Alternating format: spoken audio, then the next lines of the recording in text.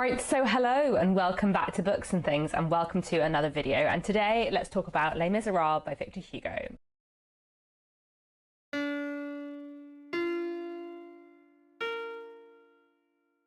So I have just finished reading Les Misérables, rereading Les Misérables a day or two ago, and I wanted to make a final video for my little Les Misérables series. So there are two previous videos, one discussing book 1 and 2 of Les Misérables, then one discussing book 3 and 4, and then today I'm going to talk about book 5, Jean Valjean, and also sort of my thoughts about Les Misérables as a whole. I thoroughly loved rereading Les Misérables. I just have had such a great time rereading it. It's such a marvellous novel, and it's been really fun to do a read-along and to be reading it with lots of other people. I'm so pleased by how much people have enjoyed Les Misérables.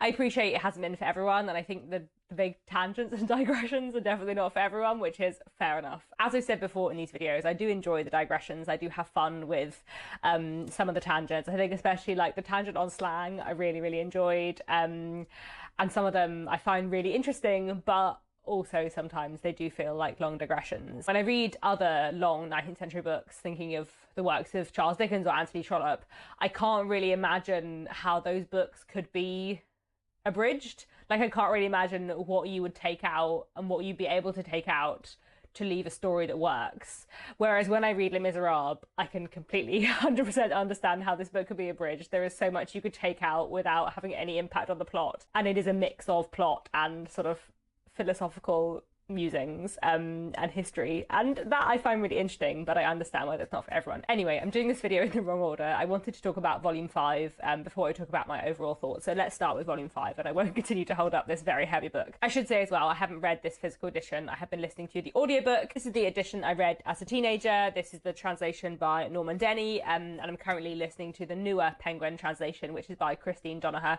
which I also have really enjoyed. I like both these translations a lot, and yeah, I've really enjoyed listening to the audiobook. So volume 5 was a really interesting, dramatic volume. Obviously the sort of close and wrap up of the book. We begin with the barricade and the sort of closing of the 1832 attempted revolution section.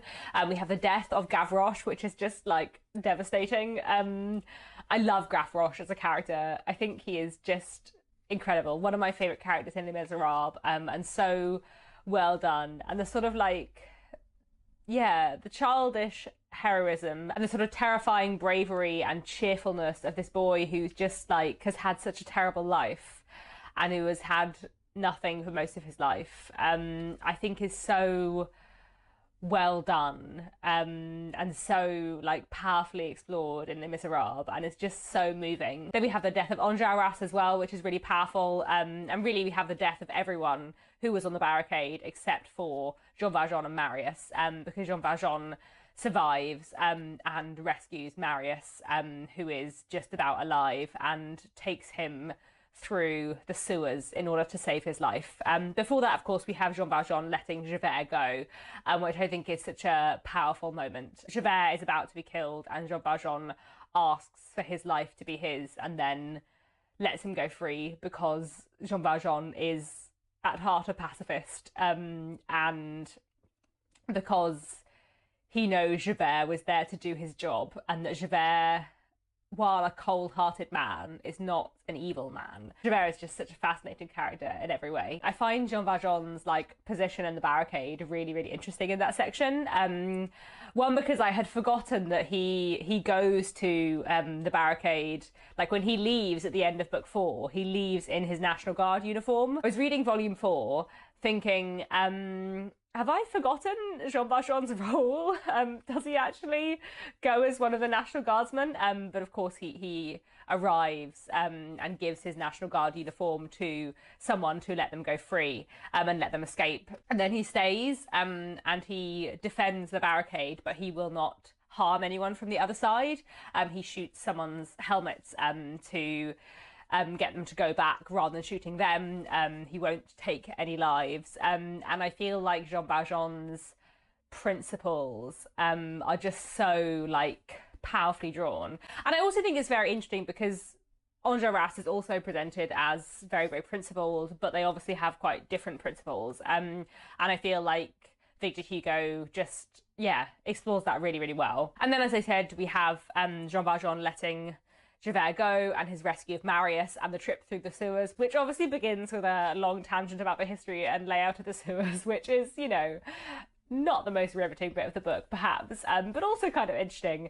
But then we do have this really riveting bit of the book where Jean Valjean is, you know, going through the sewers and he reaches the sinkhole and, you know, is he going to get out of there with Marius alive or not? And then he gets to the exit and Thénardier is there, which is just fantastic. I feel like Thénardier is such a fantastic character, and I was kind of thinking all the way through reading Les Misérables this time again, who is the antagonist of the book? Is it Javert or is it Thénardier? And obviously it's kind of both. Thénardier is definitely more of a villain than Javert in my mind. Like, I think Javert is a really fascinating character. You know, I've been thinking a lot as I reread Les Misérables about Les Misérables the book versus Les Misérables the musical, which is a musical I love. I am going to make a whole separate video talking about the differences between the musical and the book. I'm hoping to go and see the musical again sometime relatively soon because I haven't seen it on stage for like a decade. Probably more, actually, probably like 15 years. And maybe I will make a video after that. But I was thinking, you know, in the musical, Thénardier's role is sort of diminished and more comical, though he does have his darker moments too. And in the musical, the thematic, philosophical battle of the story is between Jean Valjean and Javert. And in a way, that is true in the book. You know, the schools of thoughts, the philosophies, the ideas Victor Hugo is exploring are really contrasted in Javert and Jean Valjean, who are these two men who have very, very different worldviews. And that is a very important part of Les Misérables. But I feel like Thénardier is much more the sort of villain, the antagonist, and Javert is something different. And also Thénardier has just a bigger role in the novel, I would say, than he does in the musical. Anyway, like I said, I'm going to make a whole separate video about that. But of course, what I was talking about was the moment where Thénardier sees Jean Valjean and lets him out of the sewer. And then immediately after that, Jean Valjean meets Javert. And Javert is about to arrest him, but Jean Valjean says, please let me take Marius, you know, to his grandfather. Please let me get this injured man to safety. And Javert lets him. Javert agrees. Javert and Jean Valjean go to the house of Marius's grandfather, leave Marius there to get medical attention, and then Jean Valjean says, please let me go and see my daughter, and Javert says yes, and they go to the house, and then Javert just leaves. And of course Javert ends up taking his own life because he cannot fathom what he has done. And I think the thing I find so interesting about Javert is that the two things that sort of break him are, one, that Jean Valjean has shown kindness to him. Jean Valjean showed him mercy and didn't take his life. Jean Valjean let him go free rather than killing him when he had it in his power, despite the fact that Javert has caused a lot of, you know, trouble in Jean Valjean's life, and despite the fact that Javert could cause a lot of trouble in his future and put him back in prison. Jean Valjean lets him go free anyway because Jean Valjean is a kind and merciful person, and Javert cannot cope with this idea. But the other thing he cannot cope with is the fact that he was kind and merciful to Jean Valjean in turn. He let Jean Valjean go free because he wanted to return that kindness, and he cannot like fit together kindness and duty, and the idea that maybe kindness is more important than duty. Like, he just cannot get his head around it. And I think that sort of crisis of faith, I suppose, in a way, it's a crisis of faith in duty and faith in the system.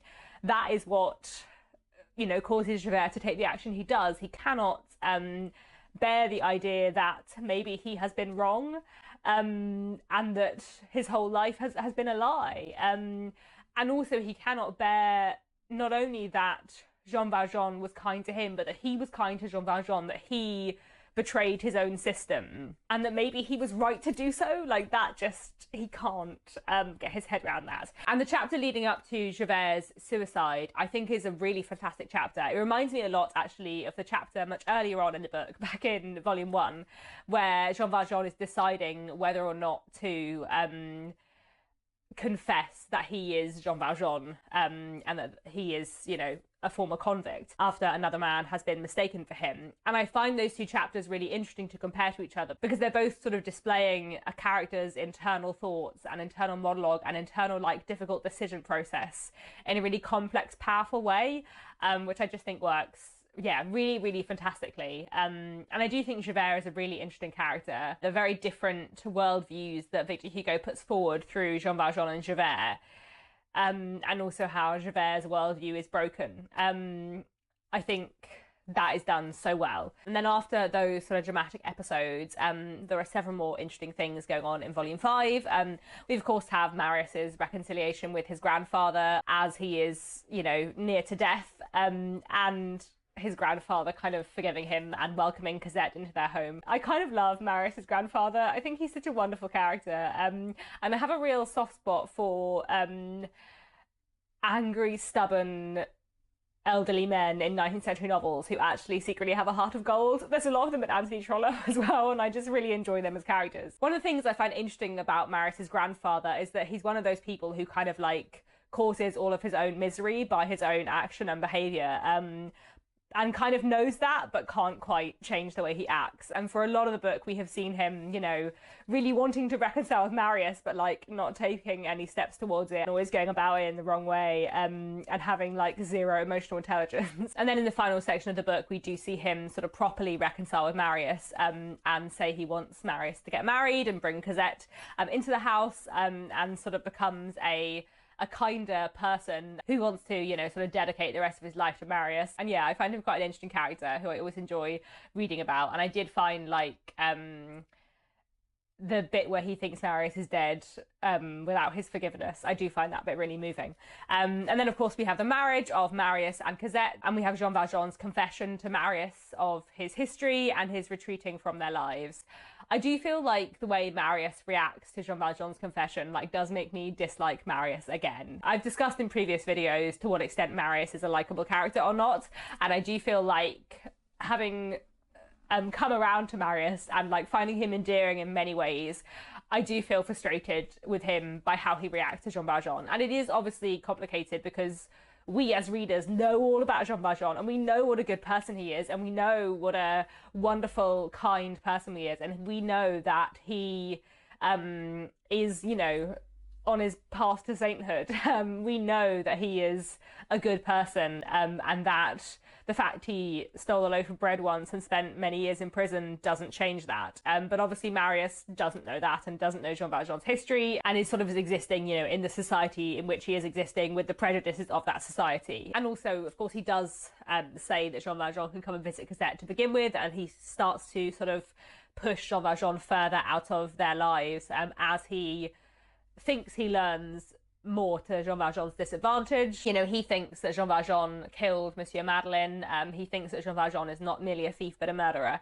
Though, of course, we know that that is not true. And of course, we have the sort of like emotional climax of the novel. We have Thénardier revealing to Marius what he thinks is more secrets about Jean Valjean, that Jean Valjean is a murderer, but is actually revealing that Jean Valjean saved Marius's life. And then Marius and Cosette, you know, rush to see Jean Valjean again, but it's too late because Jean Valjean is dying, because he has, I guess, basically been starving himself and not caring for himself because he doesn't see a future in his life without Cosette. You know, I think within the 19th century, the idea that someone could just sort of die of a broken heart was more plausible, and that is sort of what Jean Valjean dies of. But actually, does he die because he won't eat, because he doesn't see any point in living? Like, in a way, both Jean Valjean and Javert take their own lives. Javert through sort of active action, and Jean Valjean through passive action, through not eating, and through letting himself waste away. I do find his death scene sort of incredibly moving. I was listening to the like final few chapters of the book on audiobook, just like crying, because I do find it really, really powerful and moving. You know, Jean Valjean has dedicated the last 10 years of his life to Cosette, and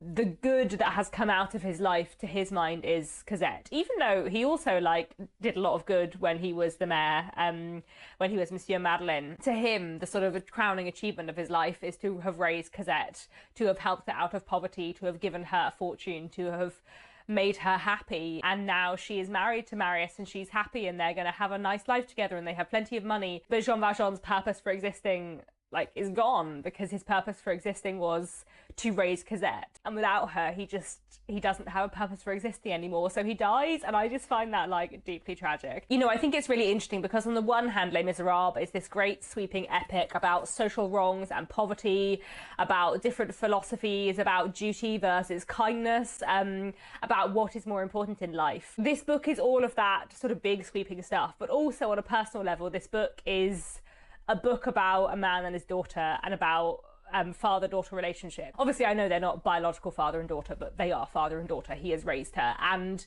the father-daughter relationship in this book is, to me, like so powerful and so well explored and so beautiful. I love that, and that is the heart of the book for me, even though I feel like it probably wasn't the heart of the book for Victor Hugo. I mean, it was probably to a certain extent, but I feel like the philosophy and the social criticism and everything else probably like is the centre of this book in some ways, but also Jean Valjean and Cosette and their relationship I just find really powerful, and Jean Valjean's kind of salvation through having someone to care for and someone to raise and someone to look after, and how that gives his life purpose, I find, yeah, really powerful and really moving. I love Les Misérables a lot. I think that's mostly what I want to say about Volume 5, but let me talk about this book as a whole. It was such a pleasure to reread this. I last read it when I was, I guess, 15 or 16 years old, so about half my life ago. There were bits I remembered really well and bits I didn't remember at all, and it was just such a joy to reread it, and it was a real joy to listen to it on audiobook as well. I really enjoyed the listening experience,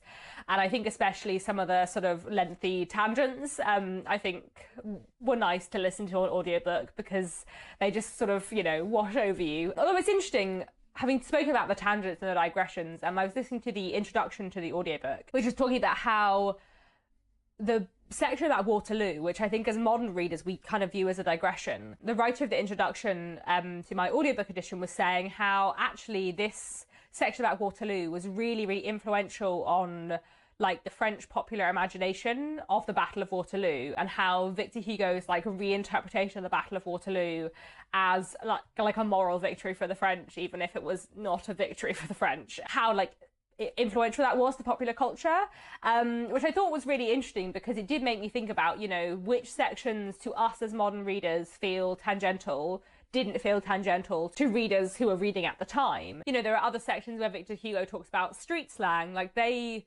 I find really historically interesting, but readers at the time must have found them interesting in a different way. And there are sections where Victor Hugo talks about like the layout of Paris and how it has changed, and that kind of stuff must have read differently to people reading it at the time. You know, everything about the history of the Paris sewers. If you were reading Les Misérables in Paris in the 19th century, that must have been a different reading experience. It's kind of interesting to think about, yeah, how those tangents would have sat differently back in the 19th century to how they do now. Overall, I love Les Misérables, tangents and all, and I find it a really, really emotional novel that also like raises a lot of really, really interesting ideas, and has a lot of fantastic characters and a lot of really powerful social criticism. It's one of those books that I find both like really emotionally engaging, but also like really interesting in its ideas, and that is just such a wonderful combination. And because it is such a long book, you do feel like you've been on a journey with these characters for such a long time, and you do feel really invested in them. Like Jean Valjean especially, I feel so emotionally invested in Jean Valjean. Do I feel as emotionally invested in Cosette? Do I think that Cosette suffers slightly from being a young woman in a 19th century novel? Kind of. There are a few moments where I feel like I would like a bit more depth to Cosette's character, or where I feel like I would like her to behave slightly differently, or where I feel like I would like her to have more curiosity about the secrets around her. And, you know, I think Victor Hugo does make the point that like Cosette has grown up very used to this secrecy around her life and her history, and therefore she kind of, it's just part of her life. But I do feel like she would have more questions than she does, and there are a few moments where her behaviour slightly frustrates me, but you know, I think that's a minor point. I suppose two of my other favourite characters would be Eponine and Gavroche, and Eponine very much does not suffer from being a young woman in a 19th century novel, and she is a really fully fledged character. Eponine and Gavroche, I think, are just really, really complex individuals with really complex inner lives, and, you know, just so well drawn. And the tragedy of their death is just like, yeah, incredibly done, in my opinion. Monsieur Leboeuf, I also love, and the tragedy of his death, also so well done. I think Javert is a fascinating character, and in a way, he's one of the most interesting characters in Les Misérables. I'm not like as emotionally invested in him as I am in Eponine, but I think Javert is such a fascinating character, and I think his death and what leads up to it, and the internal battle between duty and kindness is so well done. I think especially because Les Misérables is a book that in many ways is showing a lot of people who are outside of the system, who are fallen through the cracks of society, and who are really, really struggling at the bottom of the social scale, and who are therefore like not invested in the present social order. In many ways, they are completely against the present social order, hence, an attempted revolution being a huge part of the book.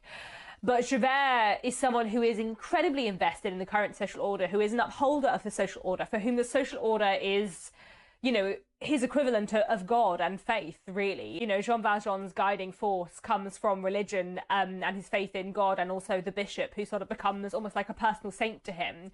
But Javert's guiding force in life is the system and order and justice, and therefore when he realizes that maybe the system isn't perfect, he just cannot cope. And I think that's just incredibly drawn in Les Misérables. And I think that makes Javert like maybe the most interesting character in the book in a way. I also find Thénardier a really, really interesting character. And I think while Javert is a foil to Jean Valjean in one very important way, Thénardier is a foil to Jean Valjean in another very important way. Because Thénardier is another person who has been dropped by the social system, another person who has fallen on hard times, who exists in sort of terrible poverty, and who turns to crime because of that poverty, as we know Jean Valjean did when he was young. Victor Hugo kind of talks in Volume 1 about how Jean Valjean has been brutalised by the prison hulks. But his encounter with the bishop means he is able to find redemption, and he is able to